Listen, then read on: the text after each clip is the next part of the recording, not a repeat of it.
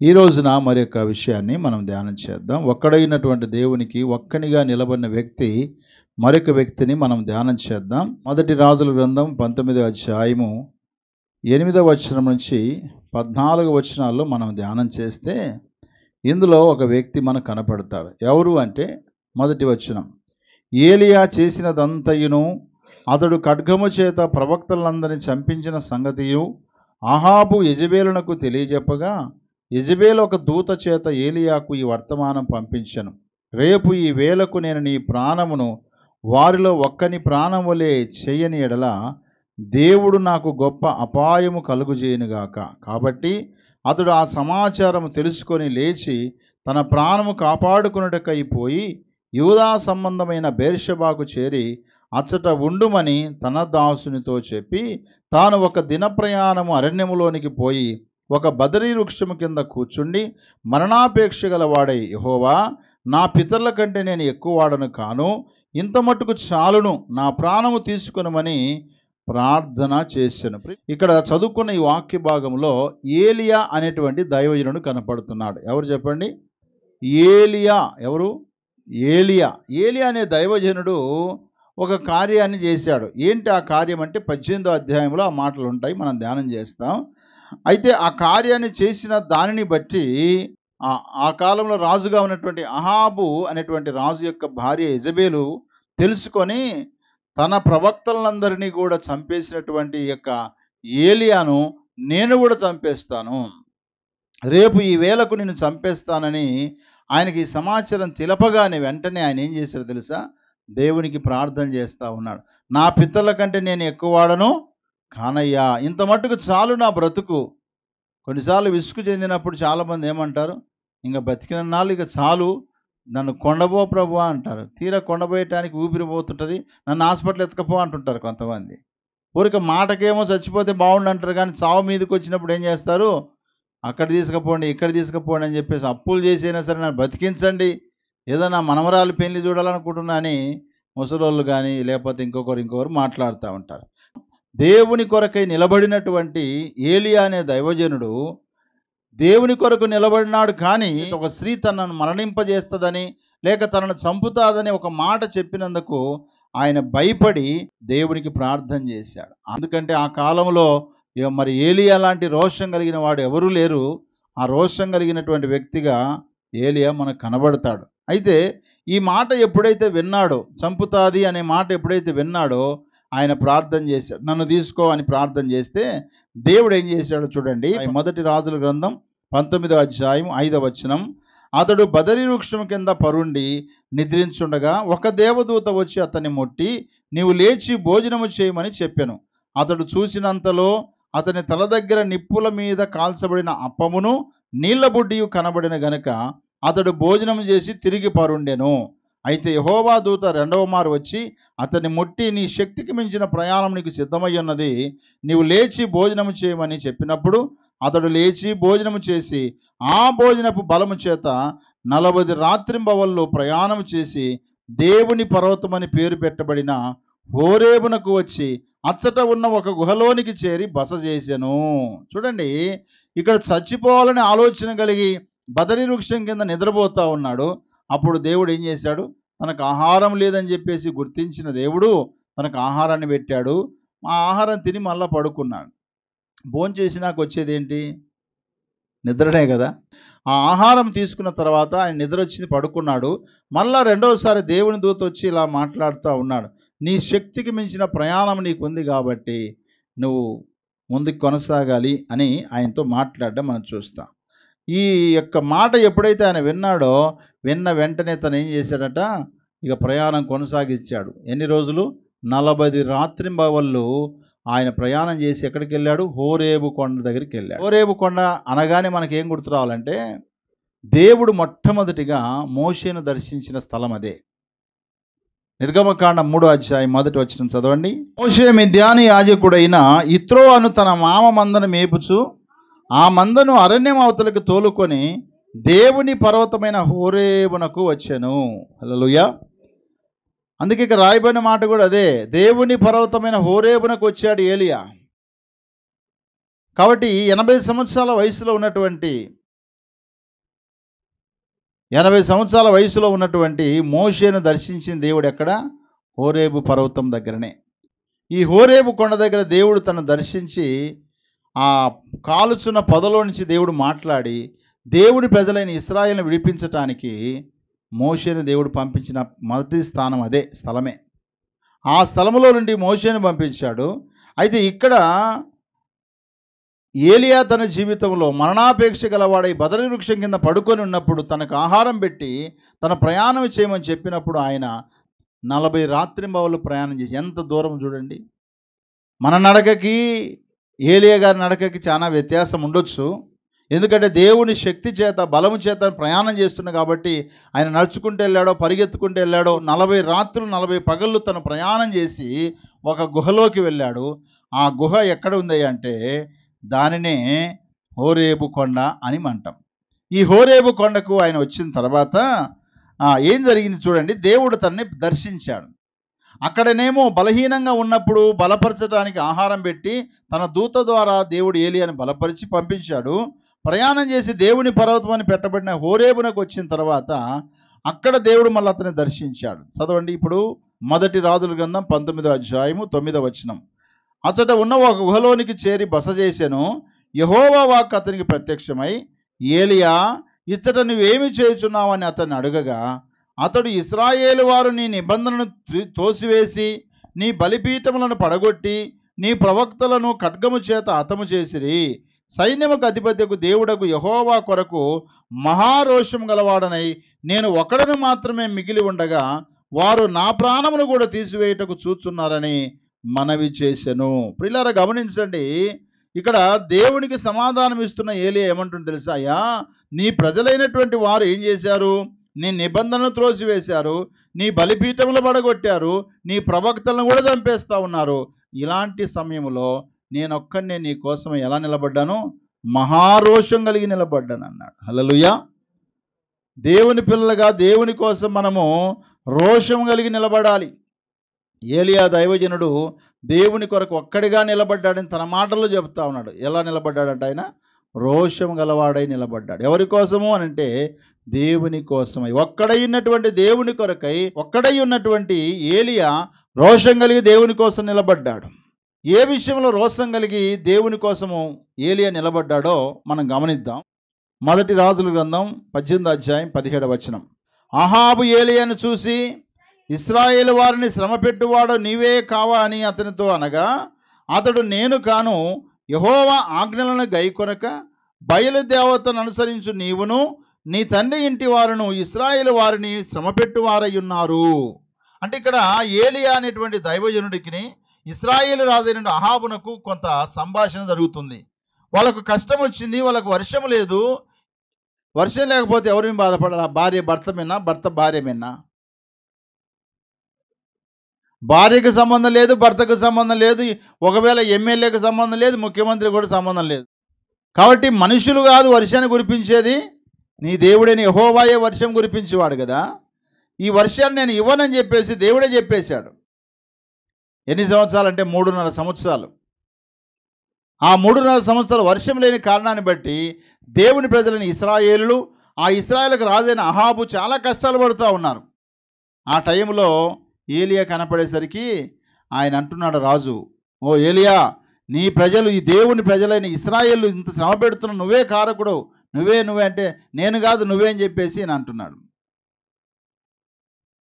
ఎందుకోసము నీవే అని చెప్పుకుంటున్నారంటే, అహాబు విగ్రహారాధనలోకి దిగిపోయాడు.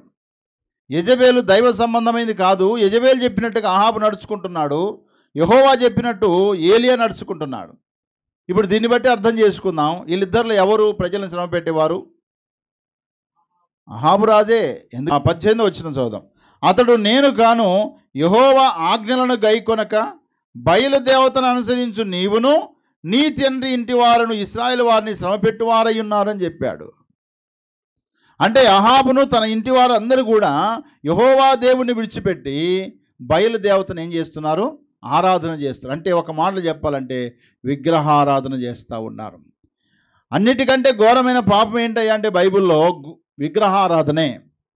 10 ఆజ్ఞల్లో కూడా ఒకటి రాయబడింది, విగ్రహారాధన చేయకూడదు అన్నాడు. ఆకాశం అందు కానీ కింద భూమి అందు కానీ ఏ రూపమునైన విగ్రహమును చేసుకోకూడదని వాక్యం సెలవిస్తుంది. ఆ వాక్యము తెలిసినటువంటి అహాబు రాజు అందుకు భిన్నంగా తను ఏం చేస్తుంటే విగ్రహారాధన చేస్తా ఉన్నాడు. నీవేం చెప్తున్నావు కదా అహాబు, కాబట్టి ఒక పని చేద్దాం. ఏంటో తెలుసా, నువ్వు ఆరాధించేటువంటి నీ దగ్గర ప్రవక్తలనే వారు ఉన్నారు. ఎవరు? బయలుదేవత ప్రవక్తలు 450 మంది ఉన్నారు. ఆషేరాదేవి ప్రవక్తలు 400 మంది, మొత్తము 850 మంది ఉన్నారు. అందులో బయలు ప్రవక్తలు 450 మంది తీసుకొనిరా. అయితే మన మధ్యలో ఒక ఛాలెంజ్ ఏంటి అని అంటే, మొదటి రాజుల గ్రంథం 18:23 వచనం, మాకు 2 ఎడ్లను ఇవ్వుడి, వారు వాటిలో ఒకదాన్ని కోరుకొని దాన్ని తునకలుగా చేసి కింద అగ్ని ఏమీ వేయకుండానే దాని కట్టెల మీద ఉంచవలను. 2వ ఎద్దును నేను సిద్ధం చేసి క్రింద అగ్ని ఏమీ వేయకుండానే దానిని కట్టెల మీద ఉంచుదును. తర్వాత మీరు మీ దేవత పేరును బట్టి ప్రార్థన చేయండి, నేనైతే యెహోవా నామమును బట్టి ప్రార్థన చేయుదును అన్నాడు. హల్లెలూయా.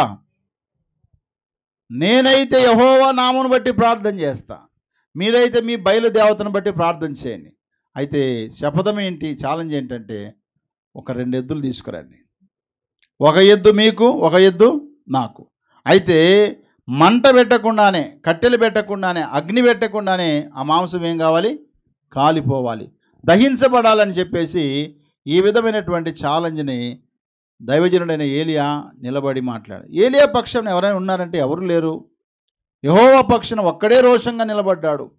25వ వచనం, అప్పుడు ఏలియా బయలు ప్రవక్తలను పిలిచి, మీరు అనేకులై ఉన్నారు గనుక మీరే మొదట ఒక ఎద్దును కోరుకొని సిద్ధం చేసి మీ దేవత పేరును బట్టి ప్రార్థన చేయడి, అయితే మీరు అగ్ని ఏమియు కింద వేయవద్దని చెప్పగా, వారు తమకు ఇవ్వబడిన ఎద్దును తీసుకొని సిద్ధం చేసి ఉదయం మొదలుకొని మధ్యాహ్నం వరకు బయలా మా ప్రార్థన వినమని బయలు పేరును బట్టి ప్రార్థన చేసిరి. కానీ ఒక మాట అయినను ప్రత్యుత్తరం ఇచ్చువాడు ఎవడూ లేకపోగా వారు తాము చేసిన బలిపీఠమునొద్ద గంతులు వేయ మొదలుపెట్టి ప్రార్థన చేశారు. ఈ ప్రార్థనకి ఏం జవాబు రాకపోయేసరికి వీళ్ళు ఏం చేస్తున్నారు? ఇంకా కోతి డ్యాన్స్ చేస్తూ ఉన్నారు. డ్యాన్స్ మొదలైంది వాళ్ళది. చాలామంది జీవితాల్లో ప్రార్థన రానోళ్ళు ఏం చేస్తారు? పాటలు రానోళ్ళు ఏం చేస్తారు అని అంటే గంతులే వేసేది. వాళ్ళు గంతులు వేస్తారు. వాళ్ళు గంతులు వేయడం మొదలుపెట్టారు. అప్పటికి మధ్యాహ్నం అయిపోయింది. 27 వచనం, మధ్యాహ్నము కాగా ఏలియా వాడు దేవుడై ఉన్నాడు పెద్ద కేకలు వేయుడి, వాడు ఒకవేళ ధ్యానము చేయుచున్నాడేమో, దూరమున ఉన్నాడేమో, ప్రయాణం చేయుచున్నాడేమో, వాడు నిద్రపోతున్నాడేమో, మీరు ఒకవేళ లేపవలసి ఉన్నదేమో అని అపహాస్యము చేయగా వారు మరీ గట్టిగా కేకలు వేయిచు రక్తము కారుమట్టుకు తమ మర్యాద చొప్పున కత్తులతోనూ శస్త్రములతోనూ తమ దేహములను కోసుకొనుచూ ఉండిరి. ప్రార్థన చేశారు, డ్యాన్సులు వేశారు, కేకలు వేశారు, వారి దేహమంతా కోసుకున్నారు. ఇక చివరికి ఇక మౌనం అయిపోయారు. అప్పటికి ఏమైపోయింది? సాయంత్రం అయిపోయింది. చదవండి 28వ వచనం, వారు మరి గట్టిగా కేకలు వేయిచు రక్తము కారుమట్టు తమ మర్యాద చొప్పున కత్తులతోను శస్త్రముతో తన దేహములు కోసుకొనుచుండిరి. ఈ ప్రకారం మధ్యాహ్నమైన తరువాత అస్తమయం నైవేద్యం అర్పించు సమయం వరకు వారు ప్రకటన చేయుచు వచ్చిరి. గాని మాట అయినను ప్రత్యుత్తరమిచ్చు వాడైనను లక్ష్యం చేసిన వాడైనను లేకపోయాను. అప్పుడు ఏలియా నా దగ్గరికి రండని జనులందరితో చెప్పగా జనులందరూ అతని దగ్గరికి వచ్చిరి. అతడు కింద పడద్రోయబడి ఉన్న యెహోవా బలిపీఠమును బాగు చేసి, హల్లెలూయా. అంటే ఇప్పుడు వాళ్ళ వంతు అయిపోయింది. ఈ బయలుదేవత తరపున ఉన్నటువంటి 450 ప్రవక్తలు చేసిన ప్రార్థనలు అయిపోయినాయి, డ్యాన్సులు అయిపోయినాయి, కేకలు అయిపోయినాయి, చివరికి వారి దేహాలు కోసుకోవడం కూడా అయిపోయింది. ఇక చూసి సాయంత్రం అయిపోయింది. ఇక ఒక రోజంతా ప్రయత్నం చేశారు. అందుకే విగ్రహము ఒట్టిది అని బైబిల్లో రాయబడ్డది. విగ్రహానికి కన్నులు ఉంటాయి కానీ అది చూడదు, చెవులు ఉంటుంది కానీ వినదు, కాళ్ళు ఉంటాయి కానీ నడవదు, చేతులు ఉంటాయి కానీ ముట్టుకొనదు, ముక్కులుంటాయి కానీ వాసన చూడదని వాక్యం సెలవిస్తుంది. అలాంటి దాని ఎదుట ఉండి ఎన్ని ప్రయత్నాలు చేసిన వారి ప్రయత్నం అంతా విఫలమైపోయింది. వాళ్ళ ప్రయత్నం విఫలమైపోద్దని తెలుసు. ఎవరికి తెలుసు?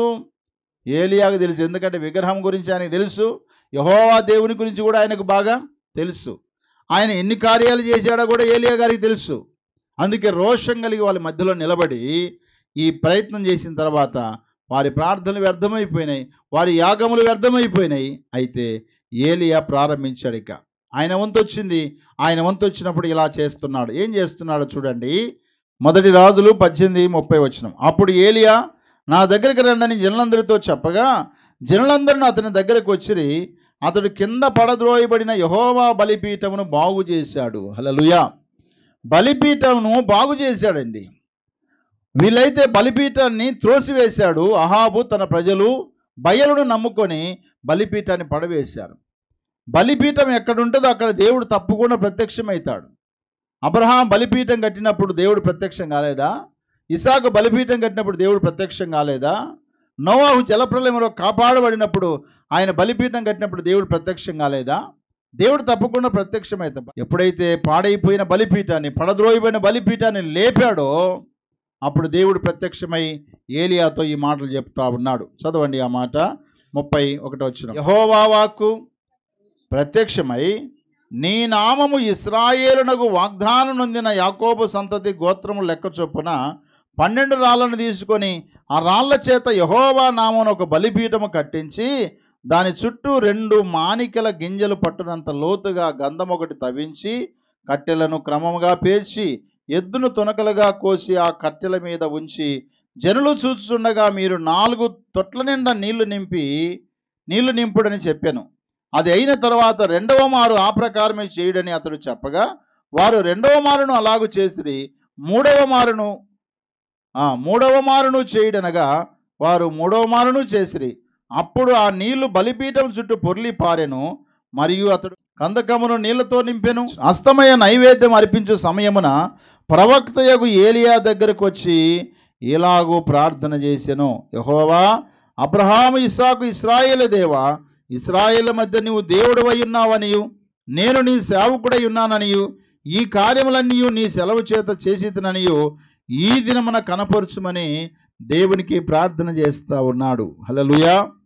ప్రియమైన దేవుని బిడ్డలారా, అంతవరకు అహాబు రాజు పక్షాన ఉన్నటువంటి ప్రజలు, అంతవరకు బయలుదేవత పక్షాన ఉన్నటువంటి ఇశ్రాయేలు ప్రజలందరూ కూడా వారి ప్రయత్నం అంతా విఫలమైపోయిన తర్వాత దైవజనుని ఏలియా పక్షానికి నిలబడ్డారు వచ్చి.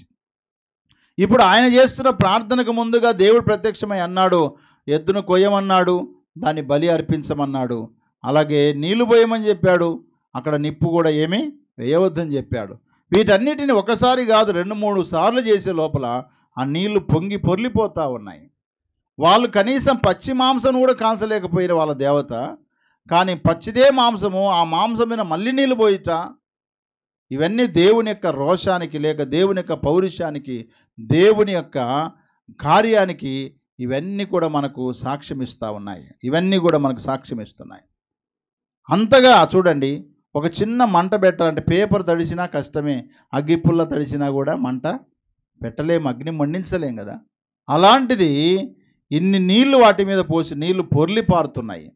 అప్పుడు ఆయన చేసిన పని ప్రార్థన చేశాడు. అబ్రహాము దేవా, ఇసాకు దేవుడా, నీ సేవకుడే నేనున్నానని నువ్వు నిజమైన దేవుడు అని వీరి కనులు తెరిపించు అన్నట్టుగా ప్రార్థన చేసినప్పుడు ఆ ప్రార్థనకు జవాబిచ్చాడు దేవుడు. ఏమని ఇచ్చాడు చూడండి. మొదటి రాజుల గ్రంథం 18:37. యెహోవా, నా ప్రార్థన ఆలకింపుము, యెహోవానైన నీవే దేవుడవై ఉన్నావనియు యెహోవావైన నీవే దేవుడవై ఉన్నావనియు నీవు వారి హృదయములను నీ తట్టుకు తిరగజేయుదువనియు ఈ జనులకు తెలియనట్లుగా నా ప్రార్థన అంగీకరించుము.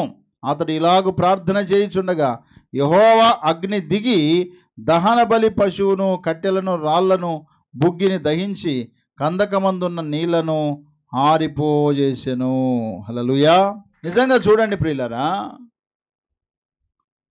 అంత తడిసిపోయిన మాంసము, అంత నీళ్లు ప్రవహించబడుతున్నటువంటి ఆ ప్రదేశం అంతా కూడా ఏలియా ప్రార్థన విని దేవుడు దాన్ని మొత్తాన్ని కాల్చివేశాడు. ఆ రాళ్ళు కూడా ఏమైపోయినాయంట, బుగ్గిగా దహించేసంట. ఆ రాళ్ళు కాలి కాలి అవి కూడా బూడిదైపోయాయి. ఇది ఏ అగ్ని? మనుషులు పెట్టిన అగ్ని కాదు, ఇది దేవుడే అగ్నిని పంపించి అది మొత్తాన్ని కాల్చేశాడు. మనం ఆదికాండంలో గమనిస్తే అగ్నిగంధకాలు కురిపించి సొదొమ గొమొర్రా పట్టణాలు ఏం చేశాడు? నాశనం చేశాడు.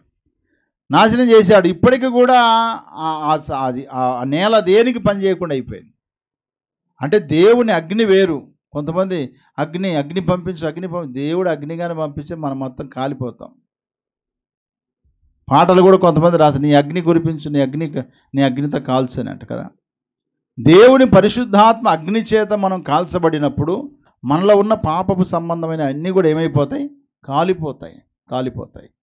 కాబట్టి మనం రోజు అడగొచ్చు, ప్రభువా నీ పరిశుద్ధాత్మ అగ్ని చేత నాలో ఉపయోగం లేని వాటిని కాల్చివేయి ప్రభువా అని అడగొచ్చు. అక్కడ ఉపయోగం లేని వాటన్నిటిని కూడా దేవుడు ఏం చేశాడు? కాల్చివేశాడు. ఎందుకోసమనంటే రోషము కలిగి దేవుని కోసం ఏలియా నిలబడ్డాడు కాబట్టి. హల్లెలూయా. మన జీవితంలో ప్రియులారా, ఏలియా ప్రార్థనకు ఫలితం ఇచ్చినటువంటి దేవుడు ఒకటే ఒక కారణం చెప్తాడు. ఏంటంటే ఏలియా నా కోసం రోషంగా నిలబడు. నీ ఇంటిలో నువ్వు రోషంగా నిలబడు దేవుని కోసమే. వాళ్ళు చేయమన్నారు కాబట్టి నేను కూడా చేస్తాను, వాళ్ళు పొమ్మన్నారు కాబట్టి నేను పోతాను. అవునా కదా? ఏమి చర్చికి రాలేదంటే చాలామంది ఏమంటారు? మా ఇంటి వాళ్ళు వద్దంటే మేము రాలేదంటారు. లేరంటారా? అందులో మీరు ఉండకూడదు. దేవుని కోసం అందరూ కూడా దేవుని పక్షం నిలబడాలనే సంగతి తెలిసి కూడా ఇశ్రాయేలులు ఆహాబు పక్షం నిలబడ్డారు. ఆహాబు కూడా యెహోవా పక్షం నిలబడవలసింది పోగొట్టి బయలుదేవత పక్షం నిలబడ్డాడు. ఇప్పుడు వాళ్ళకి ఏమైపోయింది తెలుసు? అందరికీ అవమానం జరిగిపోయింది. దేవుని పక్షం ఒక్కడిగా నిలబడితే రోషంగా ఈరోజు ఓడిపోయినట్టు కనపడుతుండొచ్చు, కానీ ఒకరోజు దేవుడు నిన్ను ఏం చేస్తాడు? తప్పకుండా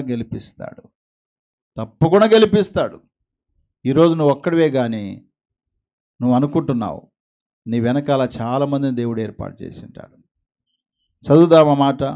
1 రాజులు 18:39.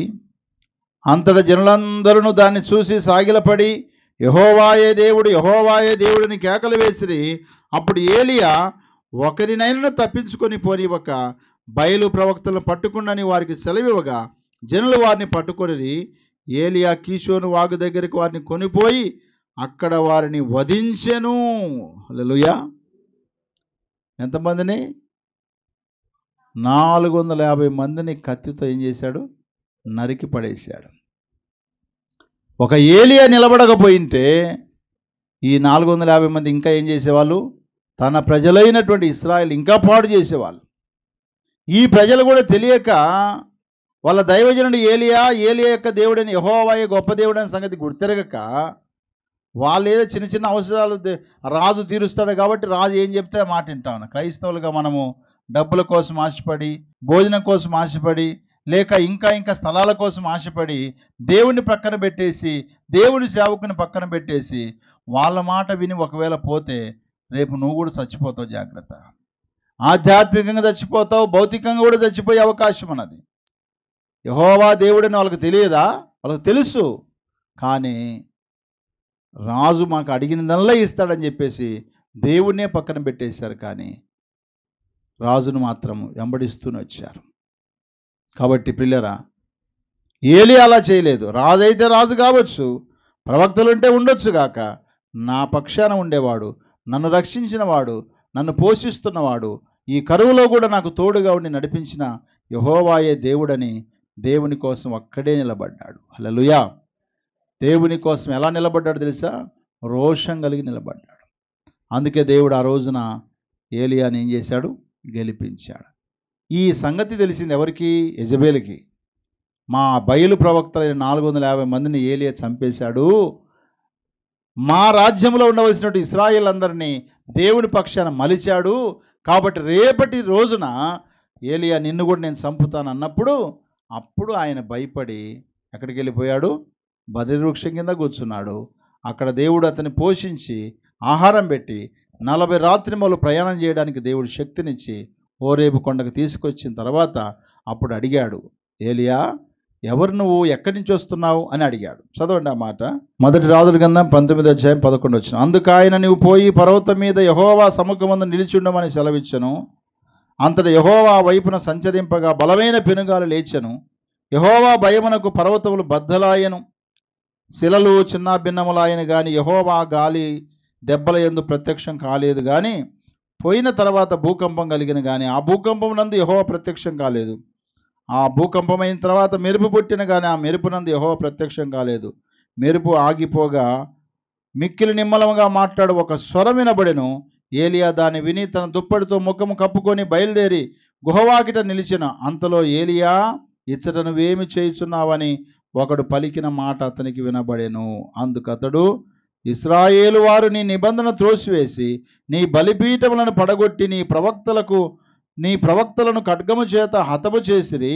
సైన్యముకు అధిపతికు దేవుడకు యెహోవా కొరకు మహారోషం గలవాడనై నేను ఒకడను మాత్రమే మిగిలి ఉండగా వారు నా ప్రాణము తీయుటకై చూచున్నారని చెప్పాను. అప్పుడు యెహోవా అతనికి సెలవిచ్చింది ఏమనగా, నీవు మరలి అరణ్య మార్గమున దమస్కునకు పోయి దానిలో ప్రవేశించి సిరియా దేశం మీద హజాయేలుకు పట్టాభిషేకం చేయుము.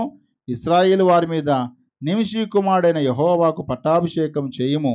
నీకు మారుగా ప్రవక్త యునుటకు అబెల్మే హోలావాడైన షాపాతు కుమారుడైన ఎలీషాకు అభిషేకం చేయుము. హజాయేలు యొక్క ఖడ్గమును తప్పించుకున్న వారిని యెహోవా హతము చేయును. యెహోవా యొక్క ఖడ్గమును తప్పించుకున్న వారిని ఎలీషా హతము చేయును. అయినను ఇశ్రాయేలు వారిలో బయలునకు మోకాలునకయు నోటితో వారిని ముద్దు పెట్టుకొనకయు ఉండు 7,000 మంది నాకు ఇంకా మిగిలి ఉందురు అని చెప్పి దేవుడు మాట్లాడాడు. హల్లెలూయా. ఏలియా అనుకుంటూ నేను ఒక్కడినే అనుకుంటుంటే ఇప్పుడు దేవుడు అంటున్నాడు, ఇదిగో ఎలీషాను నీవు అభిషేకం చెయ్యి. నువ్వు చనిపోయిన తర్వాత నీ తర్వాత నెక్స్ట్ పరిచయం చేయవలసింది ఎలీషా కాబట్టి ఎలీషాను అభిషేకం చేయమన్నాడు. అంత మాత్రమే కాదు, నువ్వు ఒక్కడే అనుకుంటున్నావు నీ మనసులో, కానీ నీకు తెలియకుండా ఎంతమంది ఉన్నారు? నాకు తెలిసినటువంటి 7,000 మంది ఉన్నారు. వాళ్ళు ఎలాంటి వారు తెలుసా? బయలునకు మోకాలు ఉంచరు, దానిని ముద్దు కూడా పెట్టుకోరు, దాన్ని ప్రేమించరు. నన్నే ప్రేమిస్తూ నా కోసం నిలబడ్డ 7,000 మంది ఉన్నారని దేవుడు సెలవిచ్చాడు. నిజమే ప్రియులారా, ప్రభువైన యేసయ్య కూడా చెప్పాడు, ఈ దొడ్డివి కాని గొర్రెలు మరికొన్ని ఉన్నాయన్నాడు కదా. దొడ్డివి కాని గొర్రెలు మరికొన్ని ఉన్నాయన్నాడు. మనం అనుకుంటాం నేనొక్కనే ఈ మందిరంలో గొప్ప భక్తుడిని, నేనొక్కనే భక్తురాలని, నేనొక్కనే సేవకుని అని మనమే లోపల మదనపడటమే తప్ప మనకు మించిన వారిని దేవుడు ఏర్పాటు చేసి పెట్టింటాడు కదా. హల్లెలూయా. ఎలీషా ఉన్న సంగతి ఏలియాకు తెలియదు, కానీ దేవుడు చెప్పాడు ఎలీషాను అభిషేకించు. నిజంగా ఏలియా ఎంత రోషంగా ఉన్నాడో ఎలీషా దైవజనుడు కూడా అంతే రోషంగా ఉన్నాడు. దైవజనుని రోషాన్ని, దైవజనుని భక్తిని, దైవజనుని యొక్క ఖచ్చితమైనటువంటి బోధను విన్నటువంటి వారి జీవితాల్లో వారు కూడా అలా తయారు కావాలి. పౌలు భక్తుడు అంటారు, ఓ తిమోతి, నా గురించి నీకు తెలుసు కదా, నేను ఎలాంటి వాడను, ఏం బోధిస్తున్నావు, అలాగే నువ్వు కూడా కొనసాగాలని తిమోతితో పౌలు భక్తుడు కూడా చెప్పాడు. కాబట్టి ప్రియ దేవుని బిడ్డలారా, దేవుని కోసమై ఒక్కడిగా నిలబడ్డాడు. ఎవరు? ఏలియా. ఎలా నిలబడ్డాడు? మహారోషం కలిగి ఆయన నిలబడ్డాడు. అందుకోసమే వాక్యం సెలవిస్తుంది. 1 కొరింథీ పత్రిక 16వ అధ్యాయము 13వ వచనం. మెలకువగా ఉండుడి, విశ్వాసమందు నిలకడగా ఉండుడి, పౌరుషం గల వారై ఉండుడి, బలవంతుడై ఉండుడి. 4 విషయాలు ఉన్నాయి ఇక్కడ. మెలకువగా ఉండాలని, విశ్వాసమందు నిలకడగా ఉండాలని, పౌరుషం గల వారై ఉండాలని, బలవంతులై ఉండాలని 4 విషయాలు చెబుతూ మరొక మాట అన్నాడు, మీరు చేయు ప్రతి కార్యమును ప్రేమతో చెయ్యండి అన్నాడు. హల్లెలూయా. కాబట్టి ప్రియులారా, పౌరుషం గల వారై ఉండుడి అనే మాట ఉంది అక్కడ. పౌరుషం కలిగినటువంటి ఏలియా దేవుని కోసం ఎలా నిలబడ్డాడో మనం కూడా మన ఇంటిలో, మన సంఘములో, మన సమాజంలో, మన గృహములో, లేక మన కుటుంబాల్లో, మన యొక్క స్నేహితుల దగ్గర, మన బంధువుల దగ్గర ప్రభు కోసం నిలబడాలి. అంతే తప్ప వాళ్ళు చెప్పారు మేము అట్టే చేసినామంటే కుదరదు. నలుగురు ఎట్లా ఉంటే మనం అట్టుండాలో ఈ భూమి మీద అని అంటారు కొంతమంది. మనం ఉన్నది పరలోకంలో కాదు, మనం ఉన్నది ఎక్కడ? భూమి మీద ఉన్నాం. కాబట్టి భూ సంబంధమైన ప్రజలు ఎలా ఉంటే అలా ఉండాలి మనము. ఆ చచ్చిపోయిన తర్వాత పరలోకంలో ఎట్టుండాలి? కాదు. పరలోకం వెళ్ళకముందే ఈ భూలోకంలో పరలోక సంబంధమైన జీవితాన్ని, రోషం కలిగిన జీవితాన్ని ప్రభు కోసం నిలబడితే నీ గురించి సాక్ష్యం ఇచ్చేది ఎవరు? దేవుడే సాక్ష్యం ఇస్తాడు. ఏలియా గురించి దేవుడే సాక్ష్యం ఇచ్చి రాశాడు. ఏలియా రోషం గలవాడు. ఒక్కడైనటువంటి దేవునికి ఒక్కడిగా ఏలియా రోషం కలిగి నిలబడ్డాడు. 450 మంది ప్రవక్తలు, బయలు ప్రవక్తలు ఉన్నారు. 400 మంది ఆషేరాదేవి ప్రవక్తలు ఉన్నారు. 850 మందితో ఇశ్రాయేలు ప్రజలందరూ చేరిపోయారు. కానీ దేవుని పక్షాన ఒక్కడే నిలబడ్డాడు. అందుకే వాక్యం అంటది, నీ పక్షం ఉన్నవాడు నీ దేవుడైనా యెహోవా అన్నాడు. నీ పక్షం నుండివాడు నీ దేవుడైనా యెహోవాయే, భయపడకము, జడియకము, నేను నీకు తోడై ఉంటానని కూడా వాక్యం సెలవిచ్చా. కాబట్టి నీలో రోషము లేకుండా, నీలో త్యాగం లేకుండా, నువ్వు ప్రభు కోసం జీవించకుండా, దేవుడు నా పక్షాన ఉండాలి, నాతో ఉండాలి, నేను దేవుడి కోసం బ్రతకాలంటే ఇంపాసిబుల్. అది రోషంగా బ్రతకడం నేర్చుకుందాం. లోక సంబంధమైన రోషం కాదు ప్రియులారా, దేవుని పరంగా రోషం ఉండాలి నీకు. లోకంలో ఎంతోమంది రోషానికి పోయి ఏం చేస్తారు? రోషానికి పోయి ప్రాణాలు తీసుకున్న వాళ్ళు చాలామంది ఉన్నారు. లోక సంబంధమైన రోషం కాదు, దైవ సంబంధమైన రోషం మనం కలిగి ఉన్నప్పుడు తప్పకుండా దేవుడు మన పక్షాన ఉంటాడు. మన పక్షాన ఉండి మనకు మేలు చేస్తాడు. బైబిల్లో ఒక రాజు ఉన్నాడు. ఆ రాజు పేరు సౌలు. ఈ సౌలు రాజుకు ఒక రోషం వచ్చిందేమో తెలుసా? సున్నతి లేని ఫిలిష్తీయుల చేతిలో నేను చచ్చిపోవడం కంటే నా కత్తి మీద నేను పడి చావడమే మేలు అనుకున్నాడు. తన కత్తి మీద తాను పడి చచ్చిపోయాడు. ఇది ఉత్తర రోషం. ఇది ఉపయోగం లేని రోషం. ఇది ఉంటే రోషము నీ కోసం కాదు ఉండాల్సింది, దేవుని కోసం రోషం కలిగి బ్రతకాలి. చదవండి. యెజబెలు చంపుతాదని చెప్పినప్పుడు భయపడ్డాడు, కానీ దేవుడు తనను ధైర్యపరిచి దేవుని కోసం నిలబడ్డ ఏలియా పక్షాన నిలబడి దేవుడు అతన్ని గెలిపించి ఆయనను రోషం కలిగిన దైవజనునిగా మన ఎదుట ఉంచాడు. ఈరోజు నా వాక్యం విన్న నీవు దేవుని కోసం రోషంగా ఉన్నావా? దేవుని కోసం రోషంగా మాట్లాడగలుగుతున్నావా? దేవుని కోసం రోషంగా ప్రార్థన చేయగలుగుతున్నావా? దేవుని కోసం రోషంగా దేవుని సంధికి నడుచుకోగలుగుతున్నావా? దేవుని కోసం నువ్వు రోషంగా బ్రతుకుతే తప్పకుండా నీ రోషానికి తగినట్టుగా ఏం చేస్తాడు? దేవుడు గొప్ప కార్యాన్ని దేవుడు జరిగిస్తాడు.